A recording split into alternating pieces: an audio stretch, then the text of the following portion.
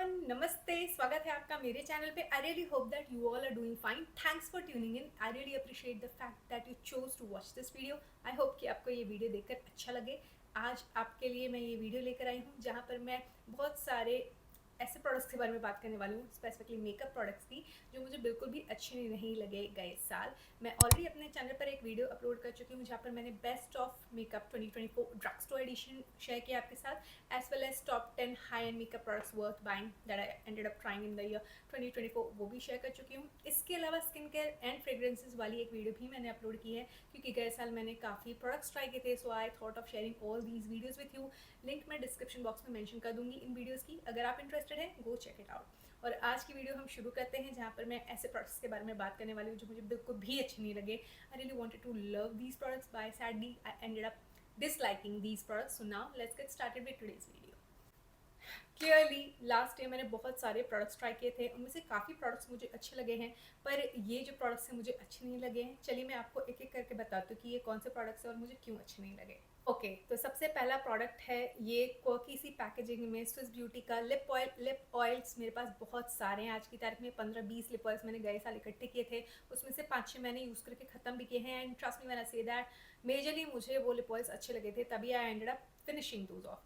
पर ये lip oil जो है मुझे अच्छा नहीं लगा। ये पीएच चेंजिंग लिप ऑयल है, इसमें फ्रूटी फ्रेग्रेंस है, that's pleasant, there is no problem.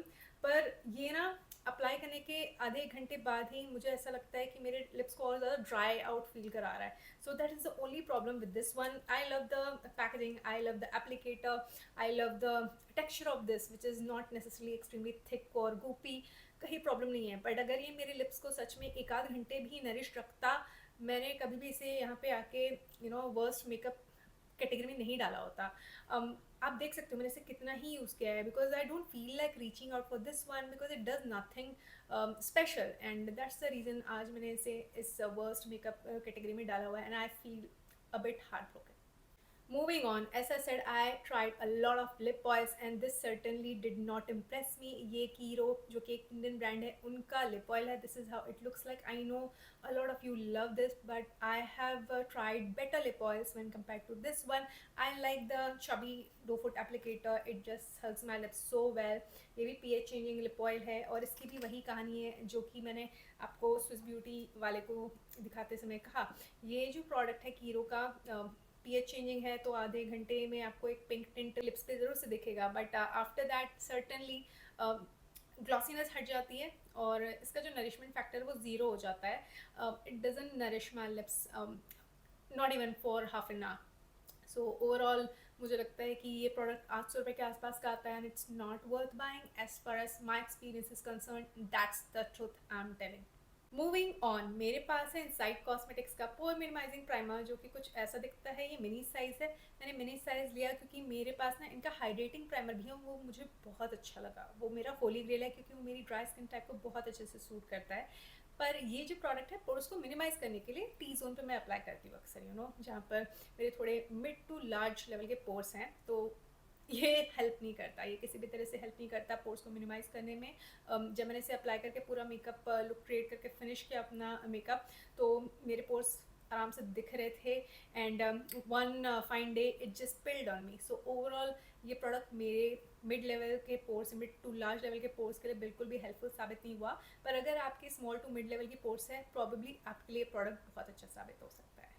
Moving on, इस प्रोडक्ट को लेके मैंने बहुत सारी वीडियोस में आपको बताया है अपना honest opinion, but I tell you once again. ये टेटर का red mask fit cushion foundation है, and cushion foundations are not something that I feel attracted towards, तो ये जो प्रोडक्ट है काफ़ी वायरल था, मैंने भी बहुत महीनों बाद जाके इसे ख़रीदा। इनफैक्ट ये इंडिया में अवेलेबल है नायका पे, और अगर आप यूएई में रहते हो तो अमेजोन पे आपको ये प्रोडक्ट मिल जाएगा। ये मिनी साइज़ है, 1200 रुपये के आसपास आता है यूएई में, and this is how the product looks like. It comes with a really good quality mirror, and आपको एप्लीकेटर भी मिल रहा है, and then this is how the product looks like. Okay, इस प्रोडक्ट का जो कवरेज है, फुल कवरेज है, ये लाइट वेट फील होता है। मेरी ड्राई स्किन टाइप है, इसका सॉफ्ट मैट फिनिश मुझे अच्छा लगा। There is no problem with the product as far as these things are concern. पर जो सभी कह रहे थे कि ये प्रोडक्ट ऑक्सीडाइज हो जाता है और ऐसा कुछ होता है, मेरे साथ ऐसा नहीं हुआ और ये मुझे एक भूत जैसा दर्शाता है and I don't like it because of that reason. And यहाँ पे गलती मेरी है क्योंकि मुझे पता था अक्सर मेरे पे फाउंडेशन ऑक्सीडाइज इतने ज़्यादा नहीं होते हैं। I don't know why I was expecting it to oxidise on me, it did not, and that's why I have not been reaching out for this one even though I like the formula and the finish that this one has got, there is no problem with that. But ये मेरा perfect shade match नहीं है, ये मुझ पे बहुत ज़्यादा white दिखता है and that is the reason I don't reach out for this one, I don't like it and I have certainly wasted my money. Moving on, मेरे पास है Derma Co की BB cream. This is how it looks like. It is fragrance free and paraben free, dye and mineral oil free. ये बहुत ही अच्छा product हो सकता था अगर शेड रेंज उन्होंने ध्यान में रखा होता। सिर्फ 3 शेड्स आते हैं to the best of my knowledge and this is the shade nude. ये मेरा परफेक्ट शेड मैच नहीं है एंड इसका जो कंसिस्टेंसी है I am not a huge fan of that, it is too thick. Overall, I'm not a huge fan of this product, even though it was gifted by Nykaa to me because I had purchased a lot of things from Nykaa. But it's not going to change my opinion about this product. This product is not for me क्योंकि ये thick consistency का है, not easy to blend है और जो shade है वो भी मेरा परफेक्ट शेड मैच नहीं है and I don't feel like using it again regularly. So that's where this product stands in my collection and I am not thrilled to have it in my collection. Moving on, concealer की बात कर लेते हैं. तो मुझे Too Faced का born this way concealer भी इतना अच्छा नहीं लगा because of the yellow undertone and the fact कि ये मेरे क्रीसेस पे जो फाइन लाइन्स है ना मेरे अंडर आइज पे उस पर सिंक करता है somehow. So that's the reason I have not been reaching out for this one and it breaks my heart because it's a very pricey product. I really wanted to love it because I have not seen any bad review around this product, तो मैं चाह रही थी कि मेरे लिए काम करे क्योंकि इतना हाइप्ड अप प्रोडक्ट है और इसका फॉर्मूला भी सभी कहते हैं ड्राई स्किन टाइप के लिए अच्छा है. I have got dry skin type, I have got dry under eyes. Overall मैं अच्छा सा प्राइमर भी अप्लाई कर लूँ या नहीं भी अप्लाई करूँ तो भी ये किसी ना किसी तरीके से क्रीज कर ही जाता है. It's not long lasting, it doesn't look flattering, so I don't like it. Moving on, this might come as a surprise for you but I have to admit कि पैक एक्स सारा का जो blush है ना इसमें जो blush का pigment है वो थोड़ा सा कम है एंड इसका जो ग्लोईनेस है वो ओवर द टॉप हो जाता है, बॉर्डर लाइन ऑयली लगने लगता है मेरा skin. That is the only problem with this product. Other than that I love the color that I picked, Turkish Delight. It's a beautiful pink shade that I came across and I love me a good pink blusher. वहाँ problem नहीं है, packaging भी अच्छी है, applicator भी अच्छा है, there is no problem. Okay, the problem is if I try to build it up, it just looks a lot more glowy than how I like. तो ये मुझे border line oily दिखाता है and that's the reason I have not been reaching out for this one a lot lately. And same goes for this one, Tipsy beauty का ये 1200 रुपये का blush lighter है. The shade that I got is strawberry champagne. I really wanted to love this because I was feeling कि मैं Dior का जो blush lighter है वो ना खरीदूँ अगर ये अच्छा निकल जाए. But sadly this just comes across as a nice beaming highlighter rather than a blush lighter. If you don't know already what is a blush lighter, वो प्रोडक्ट जिसके अंदर ब्लशर की पिगमेंट हो और हाईलाइटर की चमक हो. So that's what it is all about and this certainly lacks that. ये इम्बैलेंस फार्मूला है again just like PAC's blusher. But ये जो है शार्लेट टलबरी के पैकेजिंग का मोरलेस इंस्पायर्ड वर्जन है. No problem, kudos to the team that chose to do this and applicator भी अच्छा है, कोई प्रॉब्लम नहीं है. बस यही है कि मैं इसे हाईलाइटर की तरह अब ज़्यादा यूज़ करती हूँ and I was having that expectation कि वाओ ब्लश हाईलाइटर जैसा मैं चाहती हूँ वैसा प्रोडक्ट निकलेगा. बट ऐसा नहीं हुआ है and I am a bit disappointed. Moving on, इस प्रोडक्ट को यूज़ करके मैंने आपके साथ फर्स्ट इंप्रेशंस शेयर किए थे क्योंकि ये तकरीबन 700-750 रुपये का आई शेडो पैलेट है by Makeup Revolution. I got my hands on this from Centrepoint. If you are living in UAE just so you know, this is the colour story. I love me good colourful eye shadow palette और ये green colour story का था. मुझे कोई problem नहीं है इस colour story से but there are a couple of eye shadows that just go on patchy. और मैंने बिल्कुल भी नहीं सोचा था कि मेकअप रेवोल्यूशन का ये आई शेडो पैलेट मुझे इतना ज़्यादा डिसअपॉइंट करेगा. मेरे पास बहुत सारे मेकअप रेवोल्यूशन के आई शेडो पैलेट्स हैं आज की तारीख में और वो बहुत ही अच्छी क्वालिटी के हैं. कभी भी मैंने नोटिस नहीं किया या ऐसा कुछ हुआ ही नहीं मेरे साथ कि मैच स्किप हो रहे हो, इजीली ब्लेंड नहीं हो रहे हो, पैची हो रहे हो. So overall this palette was a huge disappointment. अगर आप मेरी वीडियोस को रेगुलरली देख रहे हैं तो आपको पता होगा मुझे ये पैलेट पसंद नहीं आया क्योंकि स्विस ब्यूटी का एक और 9 pan eyeshadow पैलेट है इन द वेरिएंट 04.